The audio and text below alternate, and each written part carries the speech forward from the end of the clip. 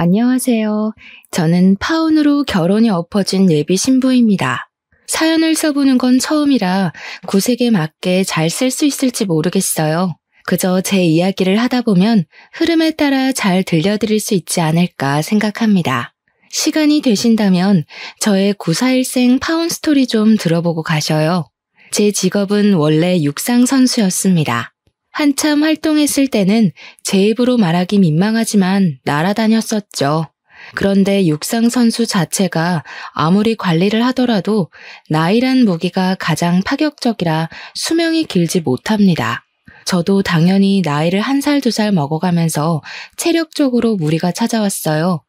나이도 있고 무릎 건강 문제 때문에 어쩔 수 없이 30대 초반 나이로 은퇴를 하게 되었죠.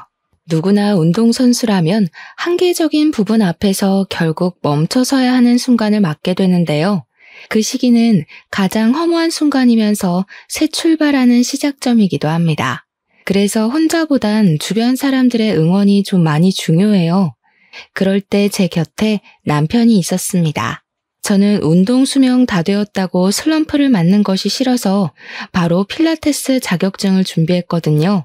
덕분에 슬럼프를 나름 잘 극복하고 이겨냈는데 필라테스를 차리고 예비 신랑을 만나면서 제 안에 남은 결핍까지 모두 채울 수 있었어요. 예비 신랑은 제가 차린 센터와 같은 건물층에 있던 개인 병원의 물리치료사였습니다.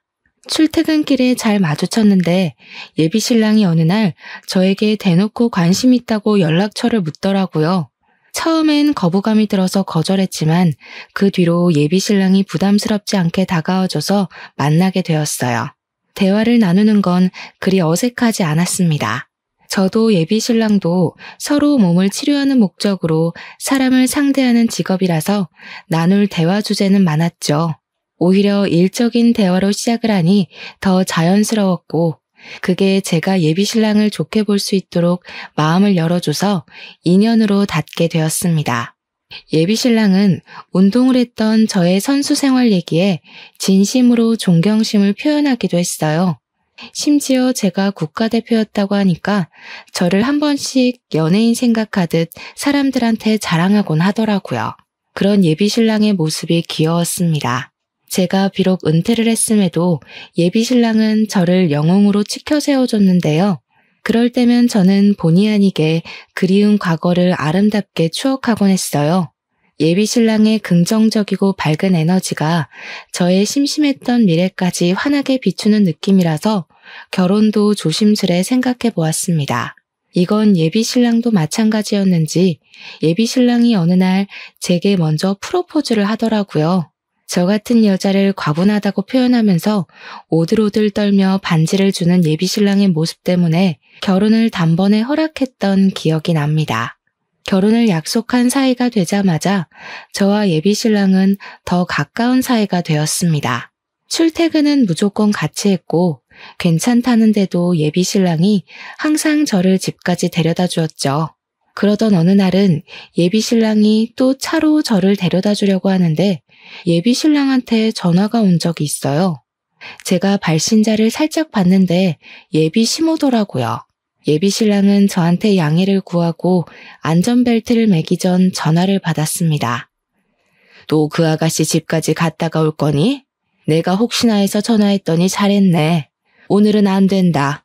엄마가 급히 너랑 갈 데가 있어. 시간 없으니까 얼른 와. 그 아가씨 꼭 데려다 줘야 하는 거 아니잖아. 차 안이 조용하다 보니까 수화기 너머로 목소리가 대강 들렸습니다. 일단 무슨 일인지 자세히는 모르겠지만 시모가 비상 상황인 것 같다는 느낌은 있었어요. 평소 이런 적이 없었고 또 목소리가 굉장히 다급했거든요. 예비 신랑도 그렇게 느꼈는지 시모의 말을 거절하지 못했어요.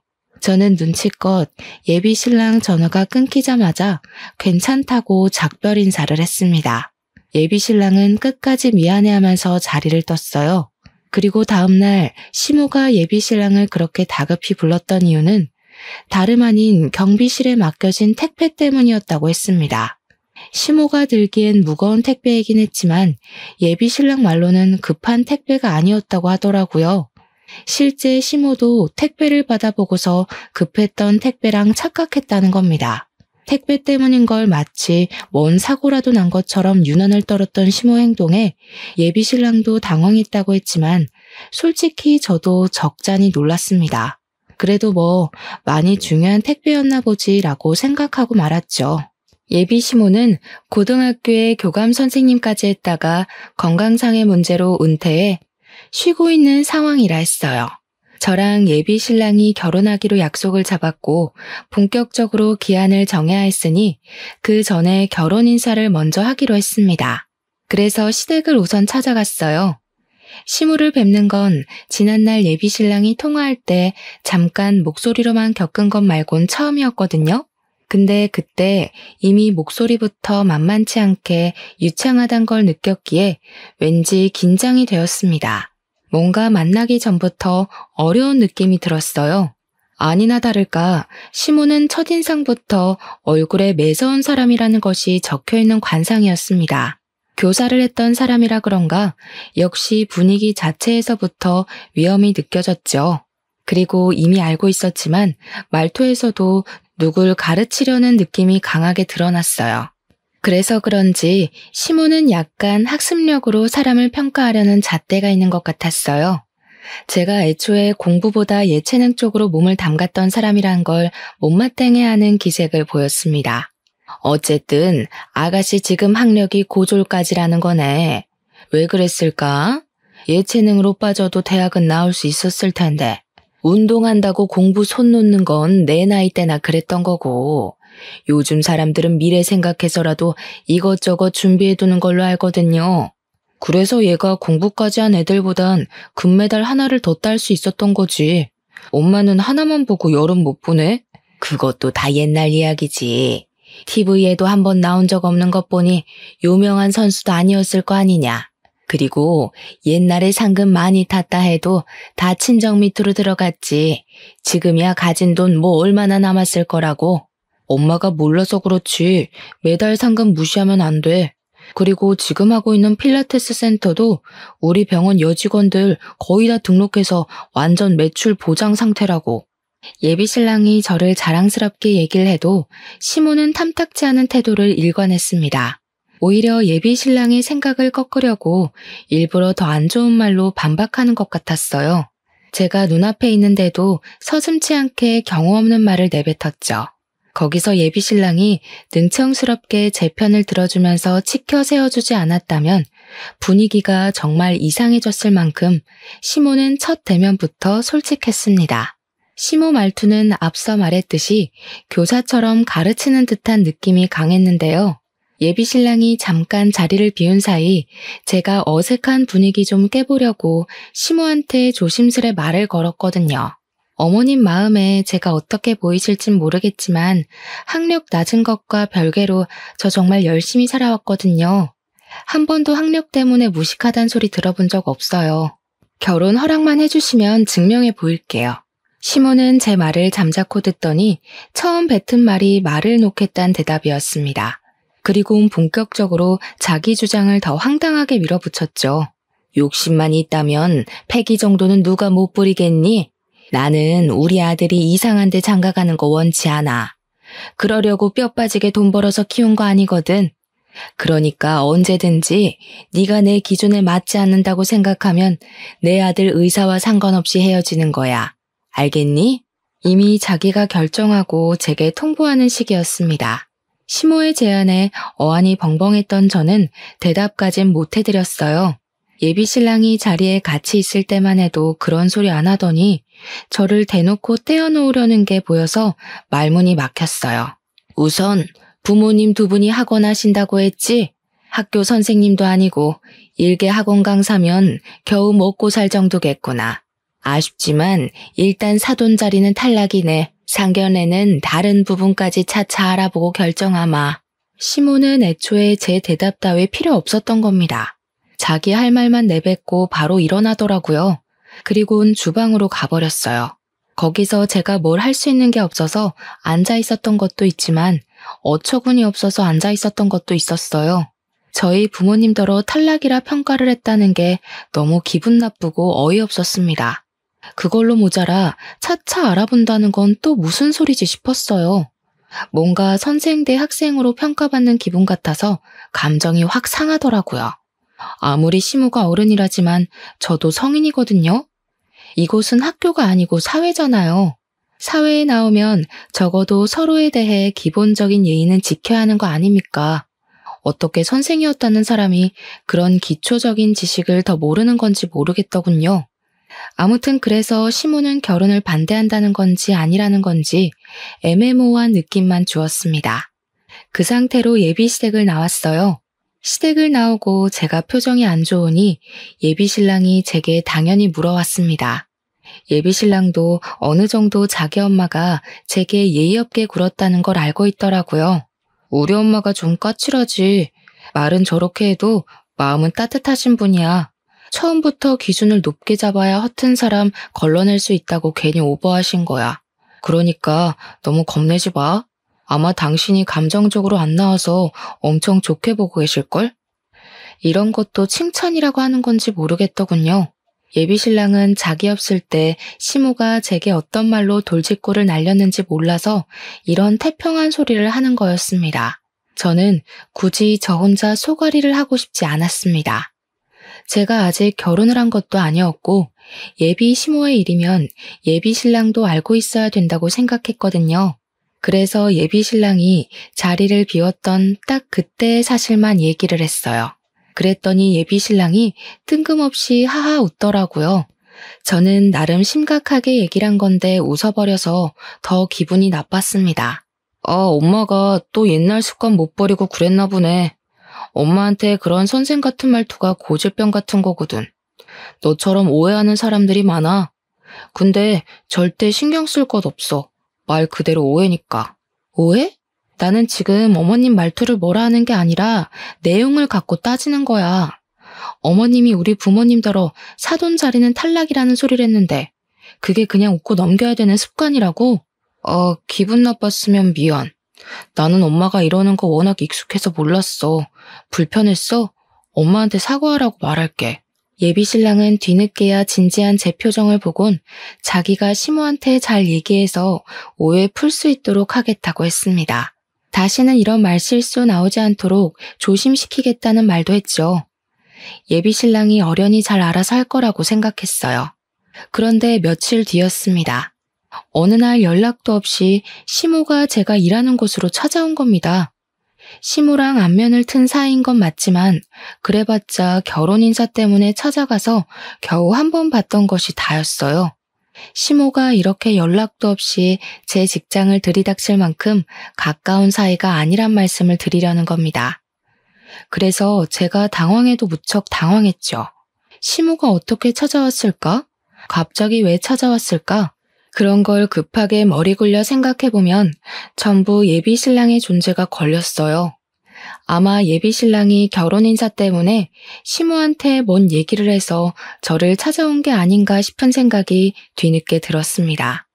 그나마 가장 사실에 가까운 강력한 추측이었죠. 어머님, 갑자기 어쩐 일로 찾아오셨어요? 어머님 오실 거란 얘기를 따로 들은 게 없어서 전혀 모르고 있었거든요. 모르는 게 당연하지. 내가 말 안 하고 왔으니까. 그냥 내 아들 병원에 물리치료 받으러 왔다가 네가 여기서 센터 한다는 얘기가 생각나서 잠깐 들렸다. 물리치료를 받으러 왔다는 것이 핑계라는 건 저도 나이가 있기 때문에 훤히 보이는 속셈이었습니다. 시모는 굳이 그런 거짓말을 하면서 제 센터가 보고 싶어 찾아온 것 같았어요. 저와 말을 주고받으면서도 노골적으로 제 센터를 쓱 둘러보는 느낌이 있더라고요. 지난번 결혼 인사 갔을 때 다른 건 차차 알아보겠다고 하더니 이런 불시의 점검이 그런 과정 중 하나였지 않나 싶습니다. 한눈에 들어왔을 센터를 눈에 다 담고 난 시모는 그제야 제게 눈길을 두었는데요. 이번엔 저의 차림새를 위아래 훑는 겁니다. 곧 혀를 끌끌 차면서 말씀하셨어요. 결혼할 남자도 있는 여자가 이런 야한 옷을 입고 일을 해? 혹시 일부러 다른 이성들의 시선을 즐기거나 그런 쪽에 취미가 있는 건 아니겠지? 그런 게 아니라면 앞으로도 이런 식으로 일할 거니? 이런 식이라뇨? 누가 들으면 제가 뭐 부정행위라도 하다 걸린 사람인 줄 알겠어요. 어머님, 여기 제 직장이에요. 아무리 그래도 말씀 좀 조심해 주세요.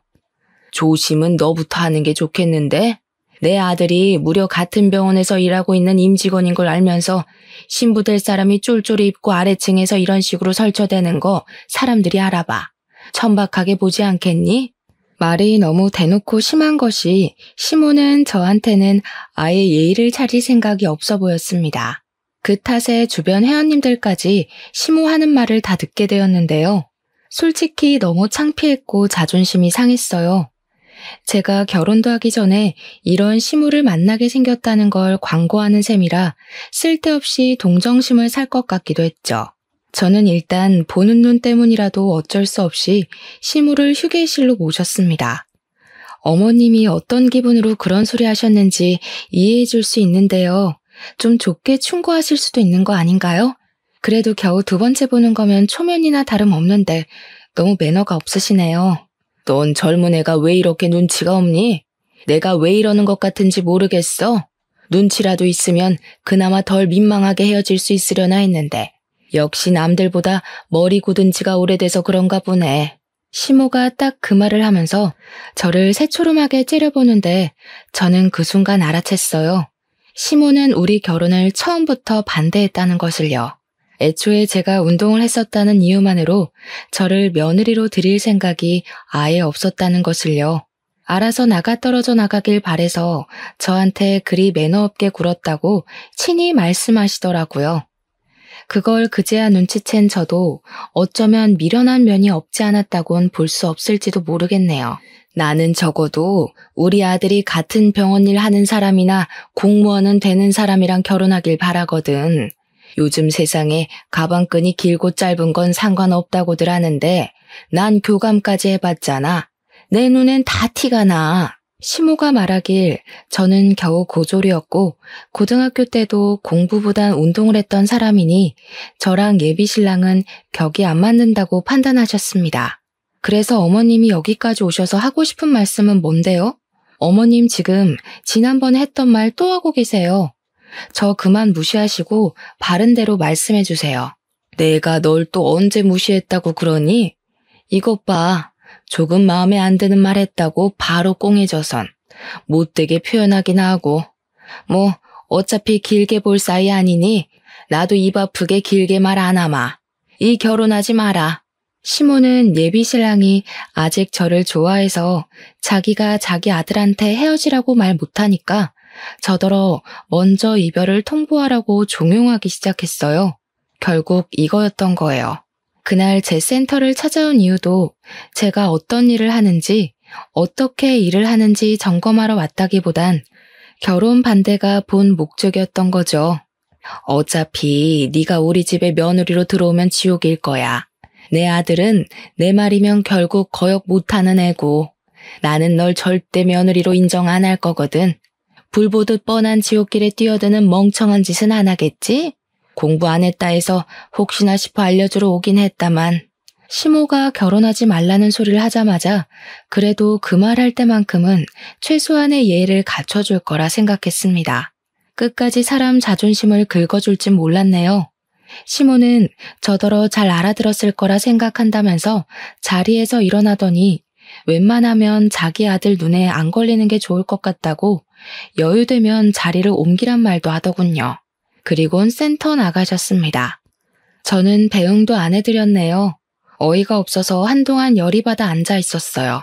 바로 예비신랑한테 전화해서 방금 시모와 있었던 일을 다 털어놓았습니다. 어머님이 자기랑 나랑 격 안 맞는 것 같다고 나더러 대신 헤어지자 말하라네. 결혼하면 제대로 지옥맛 겪게 해준다고 감히 고졸학력으로 자기 며느리 될 생각은 꿈도 꾸지 말라더라.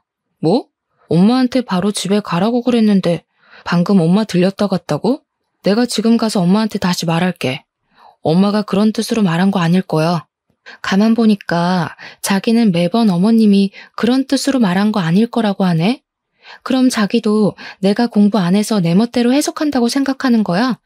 아, 아니다. 그냥 여기까지 하자. 네 엄마 말대로 내가 불보듯 뻔한 지옥길을 뭐하러 가겠니? 시모 말대로 예비신랑은 시모 말을 따를 수밖에 없는 사람 같았어요. 자기 엄마가 교사니까.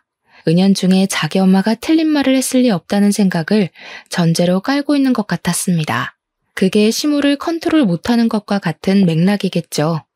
매번 같은 말로 오해를 풀려고 하는 태도를 보니 결혼하고 나서 예비 신랑이 어떻게 나올지도 불보듯 뻔하더군요. 저는 제 앞날이 빤히 보이는 그 길을 굳이 가고 싶지 않았어요. 예비 신랑의 엉터리 행실 덕분에 예비 신랑을 향한 사랑마저 시들어져 버린 건 정말 다행이었습니다. 제게 콩깍지가 남아 있었다면 가시밭길을 자진해서 이겨내려고 했겠죠. 저는 그런 수모 당하면서까지 결혼을 할 만큼 멍청하지 않았기 때문에 남편에게 이별을 통보했습니다. 그런데 말입니다. 그 뒤로 이별을 받아들이지 못한 예비 신랑이 센터를 빈번하게 찾아오기 시작했어요.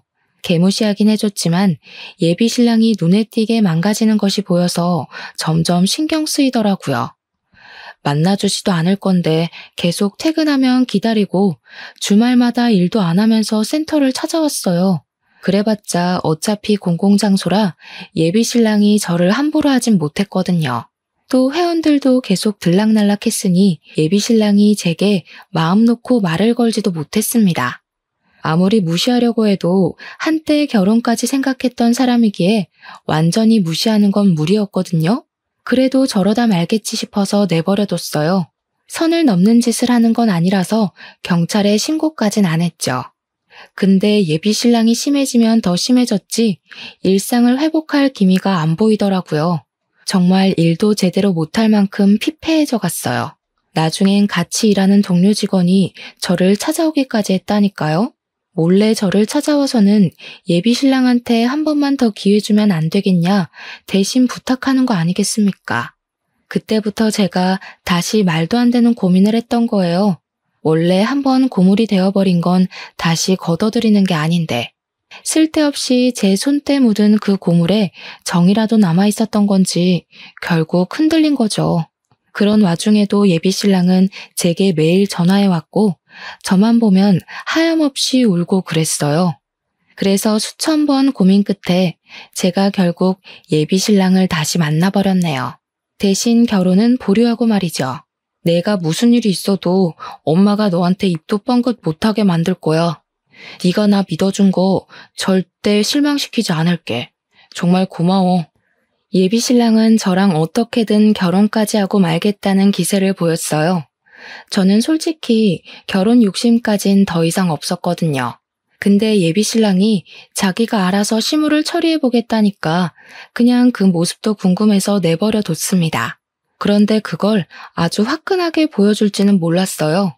예비 신랑이 제게 결의를 보여준 지 한 달이 지났을 때쯤이었는데요.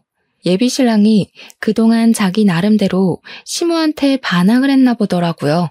어느 날은 퇴근하고 집 앞에 갔는데 예비 신랑이랑 시무가 먼저 도착해서 기다리고 있더라고요. 시무는 예비 신랑이랑 헤어지고 나서 처음 보는 거였거든요. 준비되지 않은 마음으로 시무를 발견하니 저절로 주춤하게 되었습니다. 저도 모르게 굳이 마주치고 싶지 않아서 도망가려는데 예비 신랑이 저를 붙잡고 한 번만 같이 시간 갖자고 부탁하기 시작했어요. 자기가 시무를 회유시켜서 사과하러 온 거라고 하더라고요.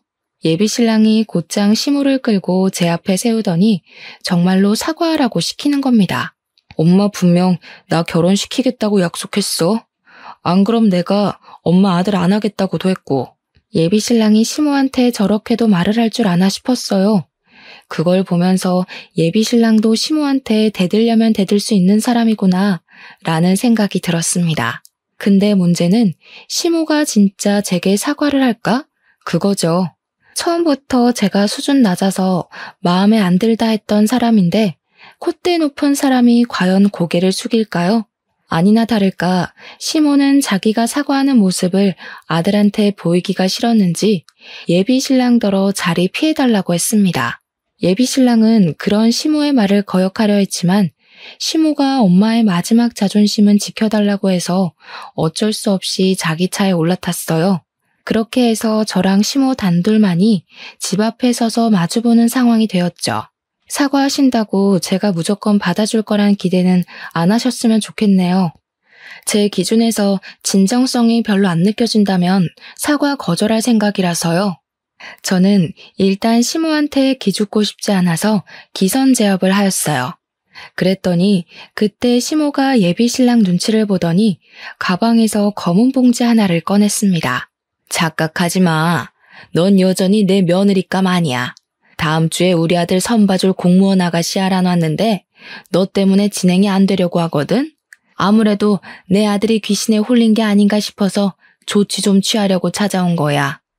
그 순간 시모가 들고 있던 검은 봉지를 제 머리 위로 쏟아버렸어요. 봉지 안에 든 내용물은 다름 아닌 굵은 소금이었습니다. 그것은 제 머리부터 옷 안까지 침범하여 순식간에 살갗을 따갑게 만들었어요. 정말 머리에 망치를 맞았다는 기분이 그런 기분이지 않나 싶더라고요. 그 잠깐 동안 온 신경이 얼어붙은 것처럼 꼼짝할 수가 없었습니다. 제 기준에서 상상을 초월하는 무례함이었거든요. 조금 뒤늦게야 정신을 차린 저는 결국 참지 못하고 시모가 들고 있는 가방을 빼앗아 버렸어요. 제가 둘러쓴 소금과 우리 집 앞에 쏟아진 소금을 전부 다 주워 담기 시작했습니다. 그러자 시모가 놀라서 자기 가방을 뺏으려고 하더군요. 저는 그런 시모를 밀어내며 시모 가방 안을 악착같이 소금으로 범벅했어요. 야, 뭐 하는 짓이야? 이 명품이 얼마짜린 줄 알고 이래? 기스 난다고. 당장 안 내놔? 왜요? 남의 집에 쓰레기를 가져왔으면 도로 가져가야지. 여기 안에 쓰레기밖에 없어서 쓰레기통인 줄 알았는데 명품은 무슨? 주인이 쓰레기면 명품도 이렇게 쓰레기밖에 안 되는 거라고요. 시모는 제 손에 들린 가방을 뺏으려 했고 저는 뺏기지 않으려 사투를 벌이는 사태가 벌어졌습니다. 그때 제가 어느 시점에서 가방을 놔버렸어요. 그러자 시모가 보기 좋게 발라당 넘어져 버리더군요. 그 꼴에 대고 제가 남은 소금 싹 다 가져가라고 친히 손으로 퍼다 시모한테 전부 뿌려줬습니다. 나도 당신 며느리 할 생각 없는데 만약 재수없게 며느리가 된다면 그쪽을 영원히 불행한 시어머니로 한번 만들어줘 볼까 했거든? 똥 밟았다 생각하기 싫으면 내 눈앞에 다신 나타나지 마세요. 마지막 경고예요. 우리의 소란을 알고서 뒤늦게 차에서 내린 예비 신랑은 사태의 심각성을 보고서 경악을 금치 못했습니다. 그리곤 바로 넘어져 있는 자기 엄마한테 달려갔어요. 저를 다소 원망스럽게 쳐다보더라고요. 자기야, 우리 엄마가 사과하러 온 거잖아. 아무리 쌓인 게 있어도 이건 아니지. 엄마가 한 발 양보했으면 자기도 똑같이 양보해야 되는 거 아니야? 대체 왜 이렇게 못되신 거야? 아, 그래. 네가 고작 이 정도 안목이란 거 확신할 수 있게 돼서 다행이다. 이제는 고물 재활용 못하겠어. 너도 네 엄마랑 세트로 내 눈에 띄지 마. 발모가지 비틀어버리기 전에. 저는 둘 다 꺼지라고 쫓아내고서 문을 닫아버렸습니다. 다신 찾아오지 말라 했더니 예비 신랑이 뒤늦게 제가 아까운지 또 설득하려고 찾아오대요. 꺼지라고 소리치면서 경찰 신고할 거라고 하니까 불이 나게 도망치고는 더 이상 안 찾아오더라고요. 사실 처음 이 결혼이 엎어졌을 때 그대로 마무리를 했다면 그나마 감정만 조금 상한 채로 지나 보냈을 기억이었을 겁니다. 그런데 제가 쓸데없이 게임에 넘어가서 아주 더럽게 엎어진 결혼이 되어버린 거죠. 그건 제 스스로의 업보라고 인정하기에 길게 탓할 생각은 없었어요. 그저 그 사람들과 관련된 모든 인연을 빨리 정리하고 싶었습니다. 출퇴근하다가 어쩔 수 없이 마주쳐야 할 예비 신랑 얼굴 보기 싫어서 센터도 한 달 안에 문 닫아버렸어요. 저는 이러한 사정을 친정 부모님한테 빠짐없이 고백했습니다. 친정 부모님은 저의 이야기를 늘 하나의 경험으로 봐줄 뿐 절대 질책한 적은 없었던 분들이라 위로가 되었거든요. 역시나 부모님 두 분 다 제게 잘했다고 해주셨어요. 오히려 상견례까지 못 가 시모 낯짝 한번 마주해보지 못한 걸 아쉬워하셨습니다. 그렇게 저는 잠깐 따끔했을 뿐인 인연에서 발을 빼고 벗어날 수 있게 되었는데요. 센터는 아빠가 학원 건물 1층에 자리 내줄 테니까 거기서 하라고 하더라고요. 사실 초반에 저희 친정 부모님 소개할 때 학원 운영하는 강사라고만 했잖아요. 시모가 무시할 정도로 작은 학원은 아닙니다. 나름 이름 있는 공시학원 2개를 크게 운영하고 있거든요. 그 학원이 있는 건물 2개도 전부 부모님 소유였어요. 저희 친정가족 구성원 중 저만 운동을 한 사람입니다. 제가 운동에 소질이 있다는 걸 부모님께서 미리 알아보시고 몸을 쓰는 진로로 직업을 가질 수 있게 지원해줬던 거예요. 저 말고 저희 친정 부모님 두 분은 스카이 명문대를 나왔고요. 하나 있는 친오빠는 외국에서 치대생으로 유학 중이었습니다. 저는 예비신랑과 만나는 기간 동안 이 사실을 굳이 예비신랑한테 알리지 않았어요. 가정사를 얘기해도 그저 적당선으로만 거짓말하지 않고 두루뭉술하게 말했을 뿐이었죠. 왜냐면 부모님이 돈 때문에 움직이는 사람을 별로 안 좋아하기 때문이었어요. 키나 사위가 될 사람이면 나중에 재산도 나눠주게 될 텐데 돈독 오른 사람은 거르고 싶다는 것이 가장 중요한 이유였습니다. 그리고 또 강약약강의 사람들도 안 좋아했는데요. 부모님은 저희 집안이 상대적으로 상대 집안보다 못나 보일 경우 상대 집안에서 어떤 태도로 나오는지를 중요하게 생각하셨습니다. 그때만 해도 제가 예비신랑을 한참 사랑했을 때라서 예비신랑은 강약약강인 집안에서 자란 게 아닐 거다 호언장담했었거든요. 그런데 결혼 인사 가자마자 학력 때문에 제가 개무시를 당했잖아요. 그때 부모님의 낯을 보기가 얼마나 민망했는지 몰라요. 시댁에서 저를 반대하는 이유가 고졸 때문과 운동 경력 때문이란 걸 얘기하는 것도 뻘쭘했습니다. 어쨌든 저는 부모님 학원 건물에서 새로 일을 시작해 좋은 성과를 이루었어요. 한 달 만에 그간 일했던 모든 월 매출에서 최고액을 달성했죠. 병원에서 일했을 때보다 무려 1.5배 높은 성장률이었어요. 학원가라서 학생들의 공부를 방해하는 건 아닌가 걱정했는데 오히려 공시생들에게 운동이 중요한 생활 리듬으로 작용하더라고요. 그래서 뜻하지 않게 인기가 대폭발해버렸습니다. 지난날의 과오는 생각도 안 날 만큼 빠듯한 하루를 보냈어요. 그렇게 평화로운 일상을 살던 중이었습니다. 아무 생각 없이 휴대폰을 봤는데 제가 예비신랑을 차단 안 해놨더라고요. 그래서 우연히 예비신랑 프로필을 보게 되었어요. 근데 결혼하는가 보대요? 공무원 여자랑 선본다더니 잘된 건지 웨딩 사진이 프로필로 올라와 있었습니다. 그걸 보면서 역시 사람은 다 제 짝이 있는 거구나 그런 생각이 들더라고요. 제게는 어렵기만 했던 그 남자와의 결혼이 어떤 여자한테는 겨우 몇 개월 만에 결혼까지 직행했을 만큼 수월했다는 의미잖아요. 예비신랑과 결혼을 못해서 아쉽다는 말을 하는 게 아니라 그저 사람은 저마다 묶인 인연이 따로 있는 것 같다는 걸 느꼈다는 것 정도예요. 그런데 생각해보면 말입니다. 세상에 이루어질 수밖에 없는 운명적인 인연이 있다면 그 반대도 있다는 소리잖아요. 참 끈질긴 앙숙의 인연도 분명 존재하지 않겠습니까? 제가 아마 예비신랑과 운명이 아닌 앙숙의 연으로 묶여진 관계가 아닌가 싶었어요. 그렇게 느낀 이유는 당연히 그 집안 사람을 또다시 마주치게 되면서였습니다. 한참 평소와 같은 일상을 보내고 있을 무렵이었어요. 대낮이었고 곧 점심시간이라서 건물 내부에 점차 사람들의 유입이 많아지고 있을 때였죠. 그 시각 저는 센터에 있었는데요. 갑자기 건물 내에서 엄청난 소란이 나는 겁니다. 소방 대피 훈련할 때 말고는 보통 이 정도의 소음은 생기지 않는 곳이 공시학원이거든요. 그래서 단연 그 소리에 관심이 몰릴 수밖에 없었어요. 저뿐만 아니라 건물 내부의 모든 사람들이 다 그랬죠. 그건 수업까지 방해될 정도의 행패였던지라 구경 나가지 않을 수가 없었는데요. 저도 뒤늦게 센터를 나가봤다가 정말 깜짝 놀랐지 뭡니까. 소란의 중심이 있는 사람 중 한 명이 예비 시모였던 여자가 아니겠어요? 인파에 가려져서 시모만 보였을 땐 시모가 저를 찾아내서 이곳을 온 줄 알았습니다. 등골에 소름이 쫙 끼쳤죠. 그런데 조금 더 인파를 뚫고 중심으로 들어가니 시모가 웬 젊은 여자의 머리채를 잡고 성난 얼굴을 하고 있더라고요. 저를 찾아온 게 아니었다는 건 일단 안심이었지만 상황 자체는 여전히 당황스러웠어요. 공무원도 아닌 게 공무원이라고 거짓말을 쳐? 어쩐지 뭔가 이상하다고 했어. 아직 필기도 못 붙어서 학원이나 다니고 있던 주제에 어디서 공무원이었던 나를 속이고 내 아들이랑 결혼을 하려고 해? 내 아들한테서 얼마나 뜯어갔어. 보아하니 시모에게 머리채를 잡혀 비명을 꽥꽥 지르고 있는 여자는 제가 예비신랑 프로필에서 봤던 그 여자인 듯 했습니다. 예비신랑과 결혼하려 했던 여자인데 공무원이 아니라 우리 부모님 학원을 다니고 있던 공시생이었나 봐요.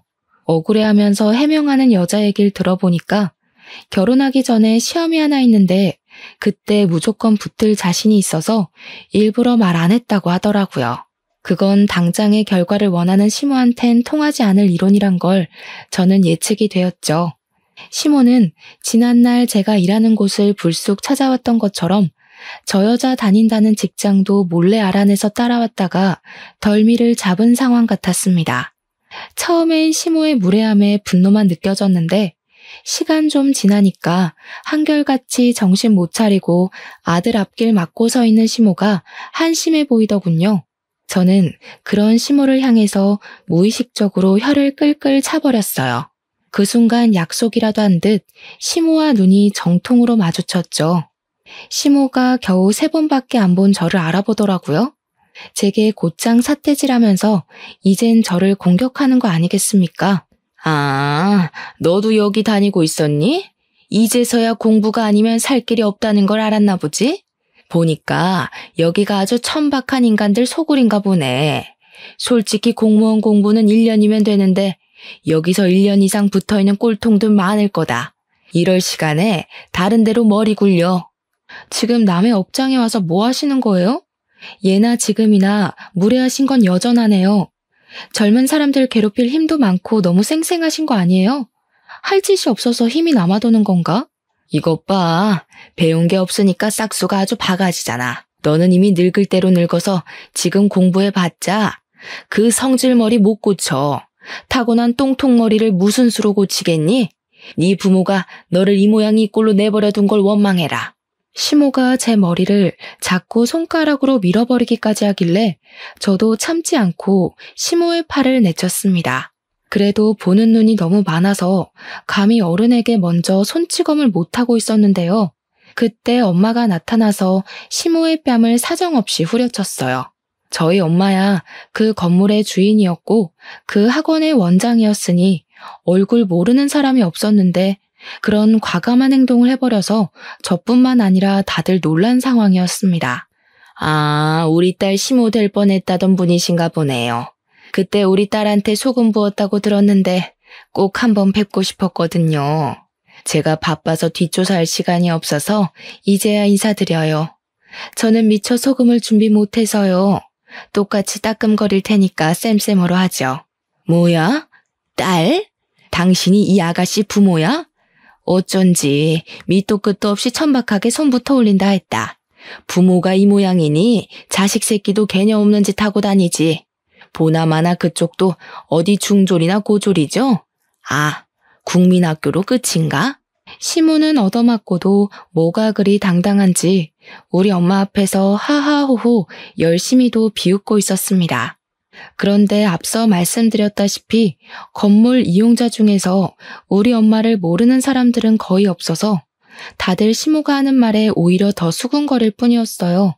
스스로 조롱거리를 자처하고 있는 시모를 보면서 저도 웃음이 나오더군요. 네, 잘 물으셨네요. 당신이 일개 학원 강사라고 무시했던 여기 학원 원장입니다. 그쪽 어떻게 생겨먹었나 상견례 못해서 많이 아쉬웠어요. 근데 남의 건물에서 이렇게 꼴불견으로 나타날 줄은 몰랐습니다.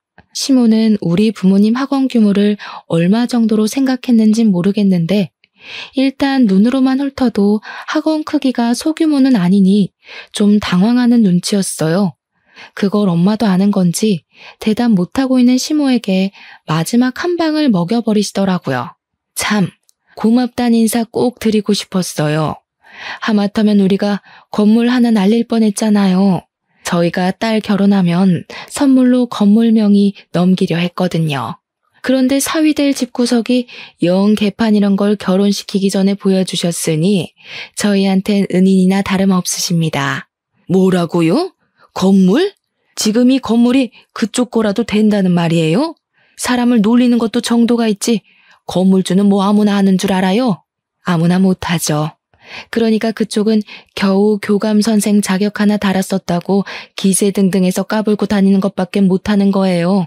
여기 학생들 보고 꼴통이라 소리칠 시간에 그쪽 마인드가 똥통은 아닌지 꼭 돌아보셨으면 하네요.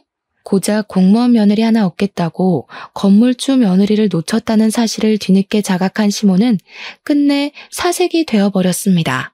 그리곤 이제 왜 저더러 그 중요한 사실을 숨겼냐고 원망하길래 엄마가 결국 경찰에 신고해버렸어요. 시모는 경비원과 경찰에 의해서 그대로 건물에서 쫓겨났습니다.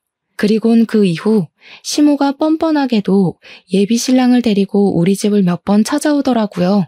초면에도 들려준 적 없던 상냥한 목소리로 계속 얘기 한번 나누자고 조르는 거 아니겠습니까? 이미 미련 따위 없던 저는 마냥 귀찮아서 결국 이사를 가버렸어요. 그랬더니 시모가 이젠 부모님 건물로 찾아오기 시작하더라고요. 구질구질하게 왜 이러세요? 안 어울리니까 제발 하던 대로 하고 사세요. 이제 와서 높은 콧대 깎는다고 뭐가 달라지겠어요? 교감 아줌마는 건물주 며느리까지 품을 그릇이 안 되는 사람인 거예요. 그러니까 자존심에 딱 맞는 공무원 아가씨나 더 발굴하러 다니시라고요. 저는 바로 경찰한테 신고해서 접근 금지 신청을 때려버렸습니다. 돈으로 혼을 내줘야 정신을 차리니 그것 또한 문제인 사람들이더군요. 어쩌다가 그런 똥을 밟아버렸는지 모르겠지만 다행히도 이래저래 잘 털어냈네요. 그 사람들도 물론 앞으로 새로운 사돈 집안을 또다시 만나게 될 수도 있겠죠. 제발 대접받고 싶으면 먼저 대접하길 바란다고 얘기해주고 싶습니다. 제 이야기 잘 들어주셨나요? 저도 사연을 올릴 수 있는 경험해봐서 뜻깊은 시간이었습니다. 이 시간 즐거웠고 들어주신 청취자분들께 진심으로 감사 인사드립니다.